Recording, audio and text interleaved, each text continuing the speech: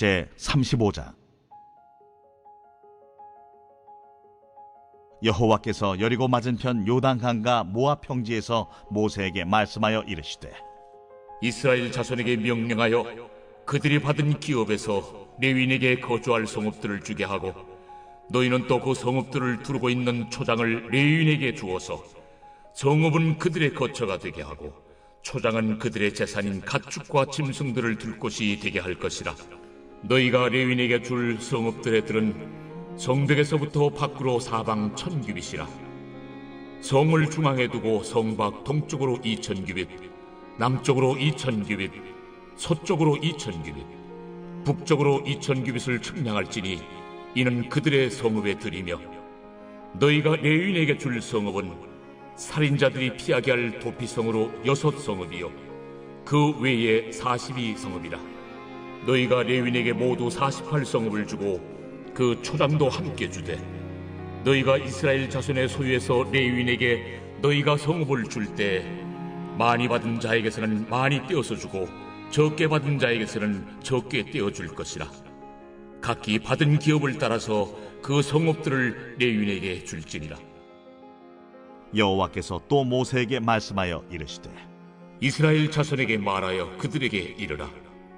너희가 요단강을 건너 가나안 땅에 들어가거든 너희를 위하여 성읍을 도피성으로 정하여 부지 중에 살인한 자가 그리로 피하게 하라. 이는 너희가 복수할 자에게서 도피하는 성을 삼아 살인자가 회중 앞에 서서 판결을 받기까지 죽지 않게 하기 위함이니라. 너희가 줄 성읍 중에 6을 도피성이 되게 하되, 세 성읍은 요단 이쪽에 두고 세 성읍은 가나안 땅에 두어 도피성이 되게 하라.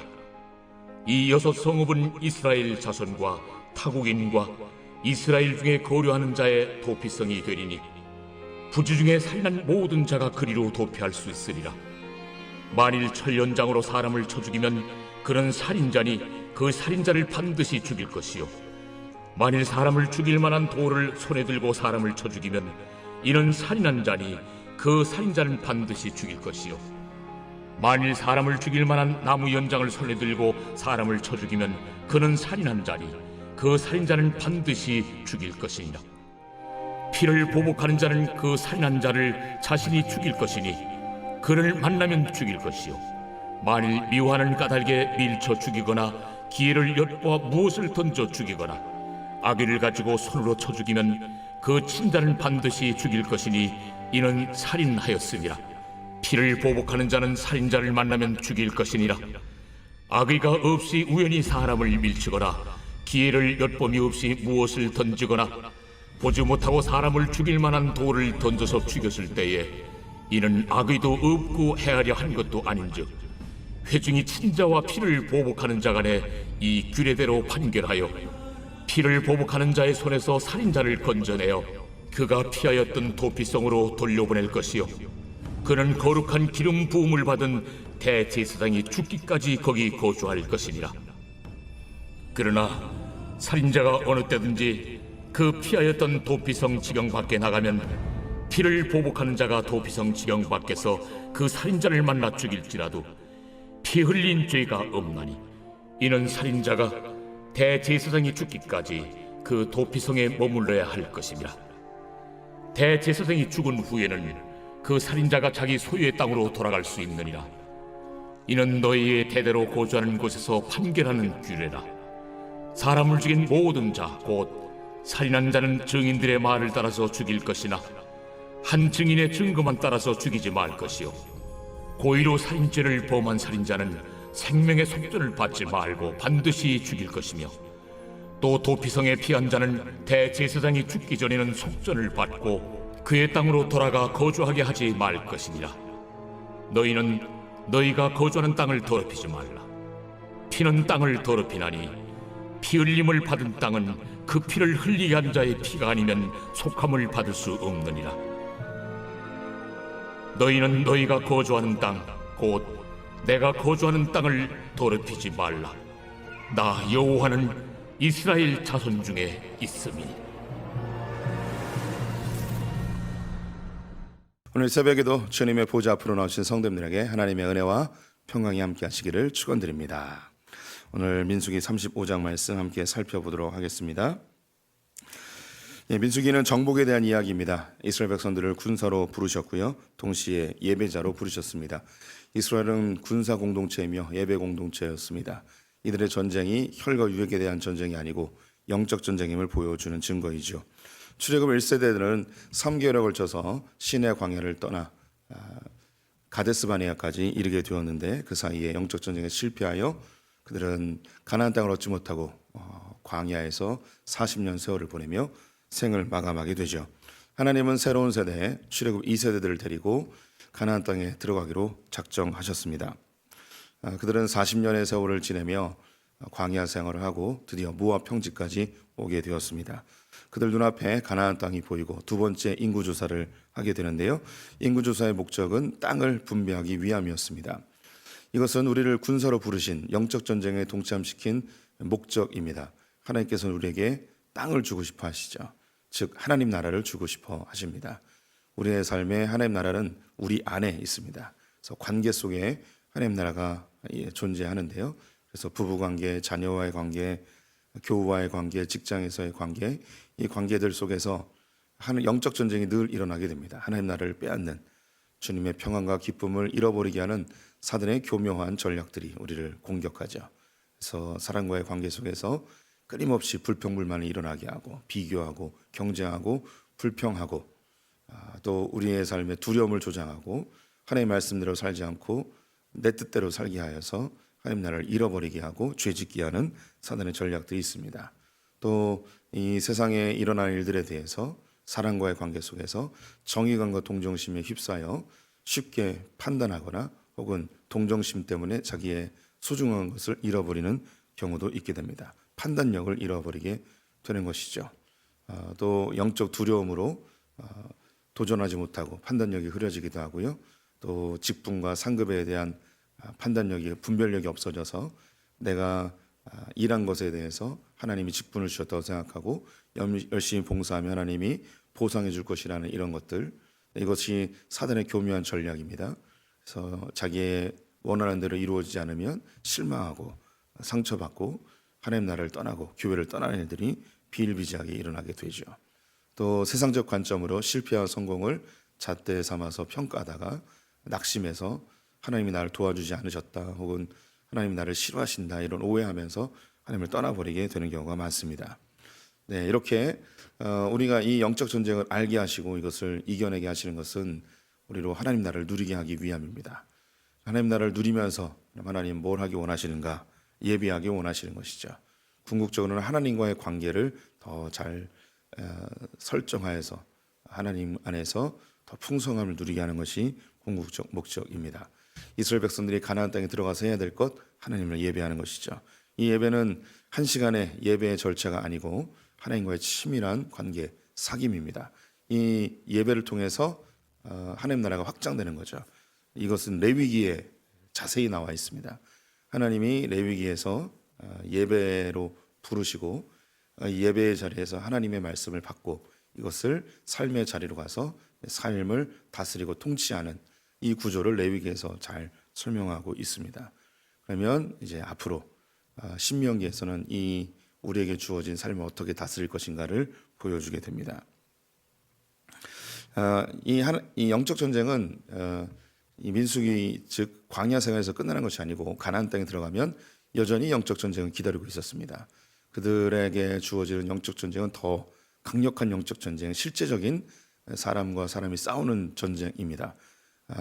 가나안의 7 족속과 싸워야 되는데요, 이것이 우리 크리스천들에게는 이 세상의 주관자들과 그리고 통치자들과 권세들이 다스리는 이 세상과의 싸움입니다. 이것은 문화의 전쟁이고 가치관과 세계관의 전쟁입니다. 그래서 우리 성도님들이 교회 안에서 혹은 가정 내에서 내 마음적으로 평안하다, 기쁘다, 행복하다, 하나님 나라를 잘 누리고 있다, 은혜다, 이렇게 이야기하는 건 너무 좋습니다. 이것이 우리에게 1차적으로 해결해야 될 하나님 나라이죠. 그런데 이 하나님 나라를 지경을 넓혀야 됩니다. 확장해 나가야 되는 것이죠. 이것이 이 세상과 세상 안에서의 전쟁이라 하겠습니다. 그런데 이 전쟁을 우리가 다 감당해야 되는 것은 결코 아닙니다. 자기가 몸담고 있는 그 영역 안에서 이 세상과의 싸움을 감당해야 되는 것이죠. 그래서 정치, 경제, 문화, 예술, 교육, 종교, 과학 그 모든 영역에서 하나님 나라가 이루어지도록 이 부분을 위해서 기도하고 영적 전쟁을 계속 해 나가야 하는 것이죠. 그때에 우리의 지경은 넓혀지고 더 풍성함을 누리게 되는 것입니다. 이것이 우리의 생애 가운데 완벽하게 이루어지진 않습니다. 이스라엘 백성들이 가나안 땅 정복했을 때 다 정복하지 못한 것과 같죠. 솔로몬 때 다 정복했듯이 새 예루살렘을 완성하시는 예수님이 다시 오시면 그때서야 비로소 이 영적 전쟁은 마무리되고 하나님 나라는 완성이 되어질 것입니다. 이제 이스라엘 백성들이 가나안 땅에 들어가서 해야 될 또 한 가지 명령이 있었는데 그것이 레위인의 성읍을 주는 것이었습니다. 레위인의 성읍은 48개인데요. 12개 지파이니까 4개씩 그 성읍을 주도록 되어 있습니다. 그런데 오늘 성경에 보면 정확하게 한 지파가 4개씩 주는 건 아니고요. 땅이 넓은 지파는 좀 더 내고 땅이 적은 지파는 좀 적게 내고 해서 48개를 맞추게 되어 있습니다. 48개 중에 6개는 도피성으로 만들도록 하고 있습니다. 요단강을 기점으로 동쪽은 동쪽에 3개 그리고 가나안 땅에 3개씩 이루어져 있습니다. 그 거리가 약 한 50km 정도씩 되어 있는데요.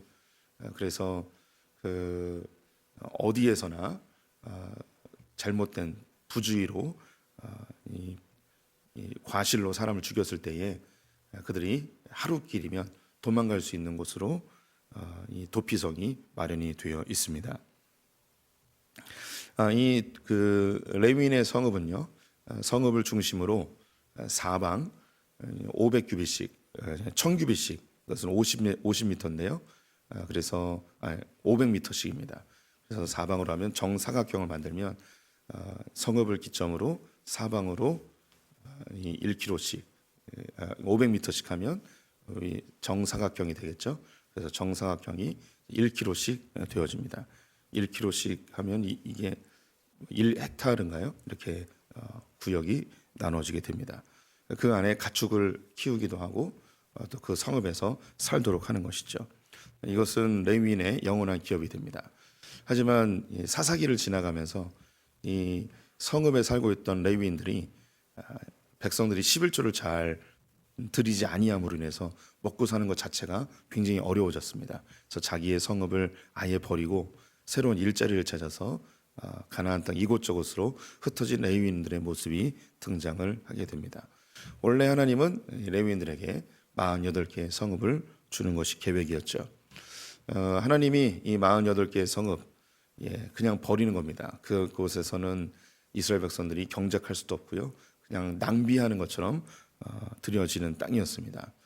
하나님은 그 가나안 땅에 그런 낭비되는 땅 레위인의 성읍을 48개나 만들도록 한 것이죠.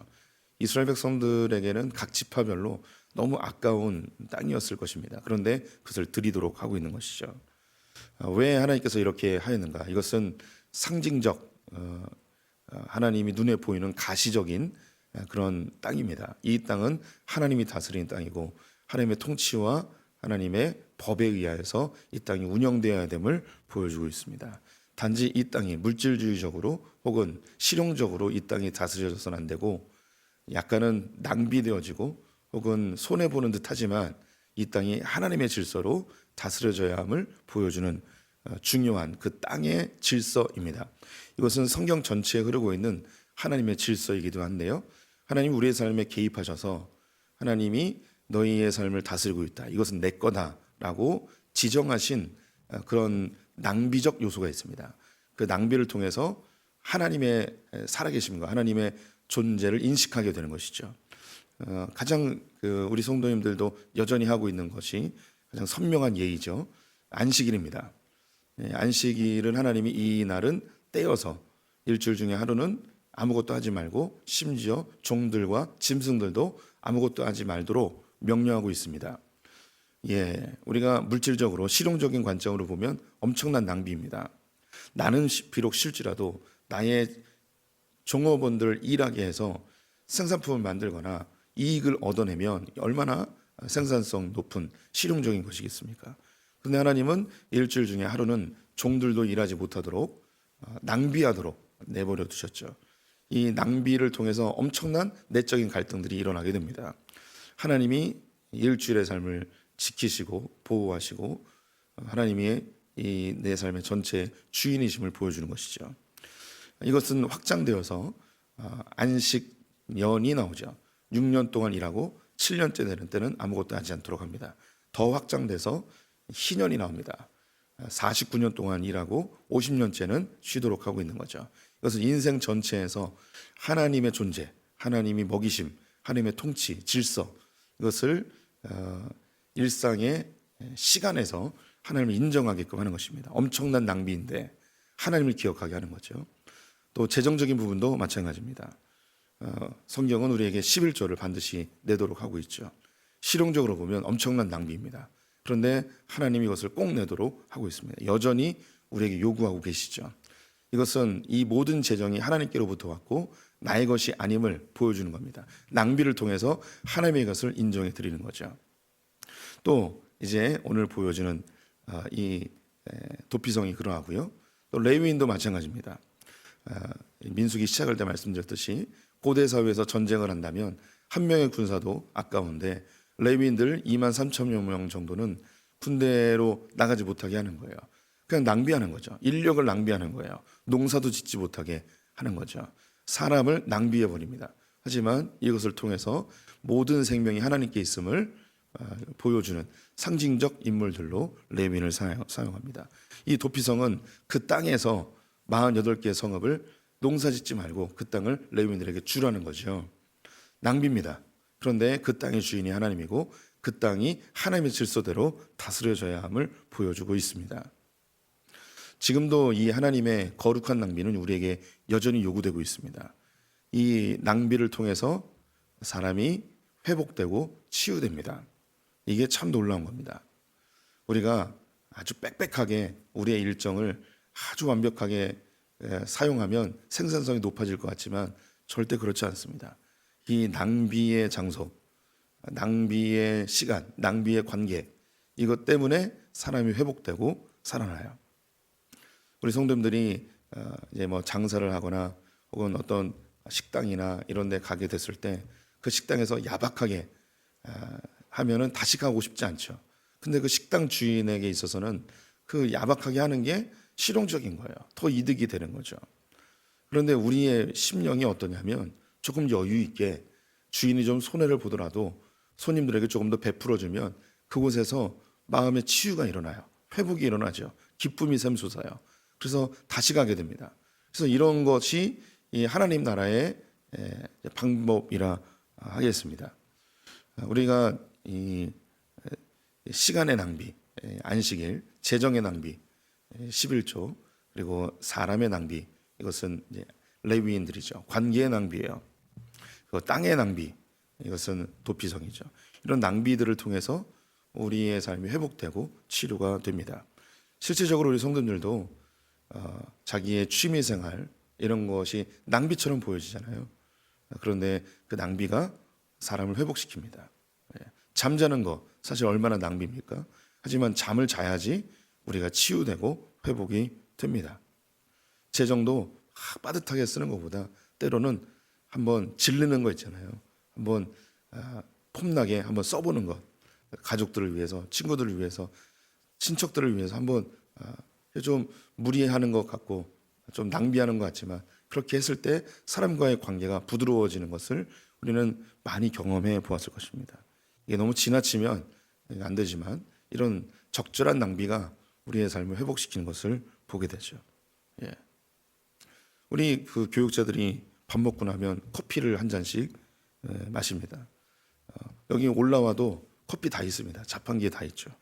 그런데 굳이 우리 교육자들이 자기가 내겠노라고 하면서 스타벅스까지 못 가고 그냥 여기 메가박스, 메가커피 같은 데서 1,500원짜리 이렇게 사주죠. 다 먹으면 한 10,000원, 10,000원이나 15,000원 돼요. 그런데 그렇게 커피 한 잔씩 나눠 먹으면 이게 막 가슴이 따뜻해지고 치유되고 이런 것을 보게 됩니다. 저는 이런 비생산적인 낭비를 낭만이라고 표현을 하죠. 그래서 인생이 이런 낭비를 통해서 낭만이 일어나요. 우리 성도님들이 어느 날은 일하지 않고 아내와 함께 혹은 친구와 함께 저 동해 바다 한번 보고 오는 것, 일상에서 잠시 떠나보는 것. 그때 일하면 굉장히 생산성이 있고 좋죠. 돈 더 벌고. 하지만 그렇게 한 번쯤 떠나보는 것 굉장히 낭만적입니다. 그런데 비생산적이죠. 돈은 안 돼요. 하지만 치유가 되고 회복이 되는 것을 보게 됩니다. 이스라엘 가운데 48개의 성읍을 낭비하게끔 함으로 하나님께서 이 땅의 주인이고 그리고 이 성읍들이 너희를 살린다라는 것을 보여주고 있습니다. 여기에 더 구체적으로 도피성을 만들어서 실제로 목숨을 살리는 일을 하게 됩니다. 하나님은 동형복수법이라 해서 눈에는 눈, 이에는 이의 법칙을 따르게 하십니다. 눈에는 눈, 이에는 이, 이것이 굉장히 잔인해 보일 수 있겠는데요. 사실 굉장히 정의로운 판결입니다. 성도님들의 자녀가 누구에게 눈을 밤탱이가 돼서 맞고 들어왔습니다. 그러면 어떻게 복수해 주시겠습니까? 때린 놈을 찾아가지고 똑같이 눈을 정확하게 딱 때려서 밤탱이가 되게 하시겠습니까? 반 죽여놓으시겠습니까? 우리는 거의 뭐 반 죽여놓죠. 내 자식이 상처 하나 났으면 다른 놈은 팔을 분들여 놔야지 속이 풀리는 게 인간의 속성입니다. 그런데 성경은 이에는 이, 눈에는 눈, 정확하게 피해 받은 것만큼만 돌려주도록 하고 있죠. 그래서 이에는 이, 눈에는 눈은 잔인한 법이 아니에요. 정의로운 법이죠. 그런데 사람을 죽이면 목숨으로 피값으로 값을 지불해야 됩니다. 그런데 고의로 사람을 죽이면 그 형태가 어떠하든 그 사람은 사형에 처하도록 되어 있습니다. 돌로 치든 철로 치든 나무로 치든 밀쳐서 죽이든 뭘 던져서 죽이든 손으로 때려서 죽이든 어쨌든 고의성을 가지고 사람을 죽이면 그 죄값은 그 목숨으로 갚아야 되는 거죠. 하지만 실수로 죽이는 경우가 있습니다. 고의성이 없이 부주의로 사람을 죽이는 경우가 있죠. 그러면 피값을 목숨으로 갚아야 되기 때문에 그 가족의 구성원들이 찾아와서 죽일 수도 있는 거예요. 근데 나는 고의가 없었어요. 그러면 이 사람은 억울하게 피를 흘리기 때문에 도피성을 만들어서 도망가서 그곳에 머물도록 합니다. 도피성 안에 들어가 있으면 그 죽은 자의 가족들이 원수를 못 갚는 거예요. 기다려야 되는 거죠. 그 대제사장은 이 사람이 정말 부주의로 죽였는지 고의성이 없었는지 이걸 자세히 판결하고 증인들로 불러오고 잘 살펴보아서 이 사람이 거짓말하고 있다 그러면 내보내야 돼요. 그러면 기다렸던 가족들이 그 사람을 죽입니다. 하지만 정말 고의가 없었어요. 그러면 기다려야 돼요. 대제사장이 죽을 때까지. 그럼 대제사장이 죽으면 이 사람의 죄도 같이 사해지는 거예요. 내가 사람을 죽였는데 내가 죄가 있잖아요. 대제사장이 죽었음으로 인해서 이 대제사장이 나의 죄를 대속해 주게 되어버린 거죠. 그럼 이 사람이 밖에 나가도 사람을 가족들이 죽이지 못하는 이것이 도피성의 제도입니다. 이 도피성을 만드신 하나님의 목적이 34절에 있습니다. 너희는 너희가 거주하는 땅 곧 내가 거주하는 땅을 더럽히지 말라. 나 여호와는 이스라엘 자손 중에 있음이니라. 그 땅을 더럽히지 말게 하기 위해서 억울한 죽음이 있지 않게 하기 위해서 도피성을 만들도록 하고 있습니다. 하나님이 그 땅을 소중히 여기고 계시는 것이죠. 이 땅은 이제 하나님 나라가 되었다고 여러 차례 말씀드렸죠. 하나님 나라는 하나님이 지키시고 하나님이 거룩하게 유지하십니다. 그래서 이 하나님 나라에서는 억울하게 피 흘리는 자가 없게끔 하십니다. 이 땅에는 대제사장이 있었듯이 하나님 나라에는 참된 대제사장이신 예수 그리스도가 계시죠. 우리는 사실 죄 지으면 다 억울합니다. 고의적으로 짓는 죄는 이 땅에서 처벌을 받거나 대가를 지불해야 돼요. 하지만 억울하게 고통당한 사람들도 있고요. 그리고 실제로 억울한 피해를 본 사람들도 있겠죠. 이것을 이 세상에서 우리가 다 원수 갚을 수도 없어요. 혹은 내가 억울하게 당하는 고통으로 평생 힘들어하는 분들도 있습니다. 그런데 이 모든 것들이 우리의 대제사장이신 예수 그리스도 그분의 죽음으로 값이 지불되어지고 우리는 하나님 나라를 누리게 됩니다. 그래서 이 하나님 나라는 예수 그리스도의 피로 죄의 대속을 받고 사는 사람들이 머무는 곳이 되는 것이죠. 그래서 이 땅은 하나님이 지키십니다. 하나님이 반드시 보호하시는 예수 그리스도의 보혈로 정결케 된 자들이 모이는 하나님이 다스리는 곳이라는 것입니다. 우리 성도님들이 이 하나님 나라 안에 머물 때 하나님 질서로 살아가야 되는데요. 오늘 중요한 원칙 두 가지가 제시되어 있습니다. 우리가 살아가야 될 하나님 나라, 우리가 싸워야 될 이 세상의 질서들, 여기에서 잊지 말아야 될 것은 이 세상은 실용적으로 손해 안 보고 물질적으로 철저하게 살아가는 세상입니다. 그럼 이 세상에서 하나님 나라를 이루기 위해서 해야 될 크리스찬들의 방법이 있습니다. 이게 뭐냐면 거룩한 낭비입니다. 크리스찬들이 손해보려 할 때 하나님 나라가 이 세상에서 이루어져 나가게 되어 있습니다. 또한 원수 갚는 것을 예수 그리스도께서 갚아주셨음을 기억하고 원수 갚지 않고 예수 그리스도가 저 사람의 죄를 용서하셨고 내가 억울하면 나의 억울함을 대속하신 예수 그리스도가 있기 때문에 원수까지도 사랑할 때 그때서 하나님 나라가 이 땅 가운데 일어나게 되는 것이죠. 그래서 예수님이 산상수훈에서 오리를 가자 하면 십리를 가는 것이고 겉옷을 달라 하면 속옷도 주는 것이고 오른밥을 맞으면 왼밤도 내는 것이 하나님 나라 질서가 되는 거예요. 우리가 하나님 나라를 누리는 사람들입니다. 이제 세상으로 나가야 돼요. 세상에 나가서 하나님 나라를 이루는 방법은 두 가지라고 할 수 있습니다. 그 세상을 막 다 때려 부시고 이게 아니고 손해보고 예수 그리스도께서 우리를 용서하셨듯이 원수를 사랑할 때 이 세상이 하나님 나라로 바뀌어지게 되어 있습니다. 우리 성도님들이 일상생활 혹은 가정이 하나님 나라가 아직 안 되신 분들도 있을 거예요. 또 직장이나 믿지 않는 사람들과의 인간관계 속에서 우리가 완벽하게 이루지 못해요. 그런데 기억하십시오. 두 가지. 손해보십시오. 손해보면 하나님 나라가 이루어집니다. 그리고 나에게 악을 행했을지라도 사랑으로 갚아주십시오. 그래서 나에게 악을 행한 자의 그 손이 부끄러워지도록 원수까지도 사랑하기를 실천해 보십시오. 그러면 그곳에서 놀라운 하나님 나라가 이루어진 것을 보게 되실 것입니다. 그렇게 하나님 나라를 누리시는 소풍의 성도 되시기를 축원드립니다.